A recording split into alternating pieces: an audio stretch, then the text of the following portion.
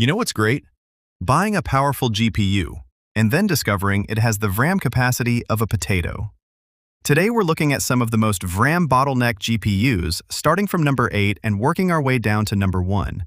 And yes, we're going to talk about some GPUs that were considered pretty powerful when they launched. Let's begin. Number 8. RX 6500 XT 4GB. And this thing is interesting.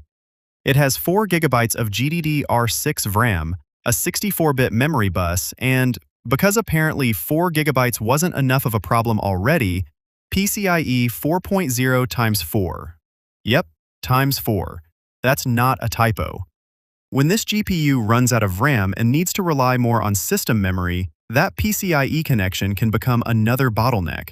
It's like giving a delivery truck a bicycle lane and saying, "Good luck." And this is a 2022 GPU.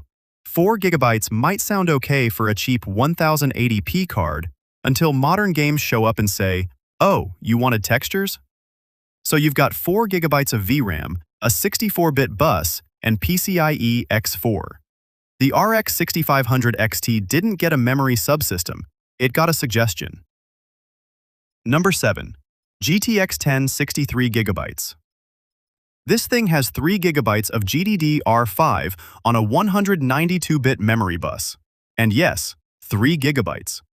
The GTX 1060 was actually a pretty popular card, but then NVIDIA decided, you know what would be fun? Let's make a version with half the VRAM.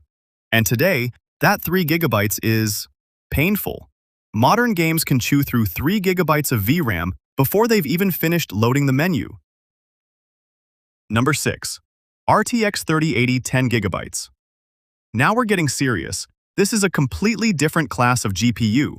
It has 10 GB of GDDR6X, a massive 320-bit memory bus, and enough performance to make 4K gaming look very reasonable. So what's the problem? 10 GB. For a GPU this powerful, 10 GB starts looking a little optimistic. When the 3080 launched, 10 GB was generally fine. But games didn't exactly get more polite. Modern titles can use enormous amounts of VRAM, especially at 1440p and 4K with high-resolution textures and ray tracing. Number 5. RTX 3070 8GB. This card has 8 GB of GDDR6 and a 256-bit memory bus. And when it launched, 8 GB didn't sound too bad. In fact, for 2020, it was pretty reasonable. The problem is that the 3070 has aged much faster in the VRAM department than in the performance department. The GPU can still push pretty decent frame rates, but modern games increasingly respond to that 8 GB with, "Sorry, we're going to need more." And that's where things get annoying. You might lower textures and suddenly everything works fine, which means the GPU wasn't necessarily too slow, it just ran out of memory. Number 4. RTX 3070 Ti 8GB. It has 8 GB of GDDR6X on a 256-bit bus. Notice anything? Yep, still 8 GB. The 3070 Ti is faster than the regular 3070, but NVIDIA kept the same VRAM capacity. So you have more GPU performance, but the same amount of memory to work with.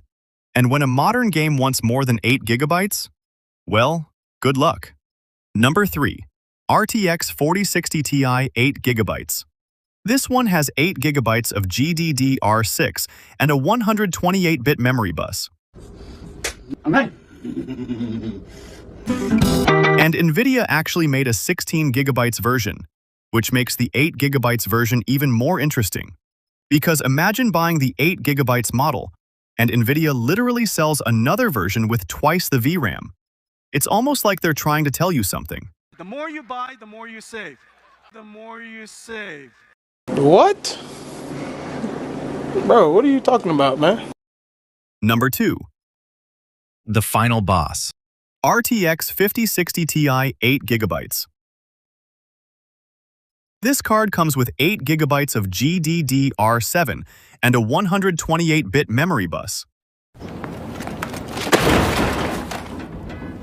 And yes, there's also a 16 GB version. We've seen this movie before. The 5060 Ti is newer and has faster GDDR7 memory. But faster memory doesn't magically turn 8 GB into 16 GB. That's an important distinction. You can have extremely fast VRAM, but if the game needs more VRAM than you have, it doesn't matter how fancy the memory is.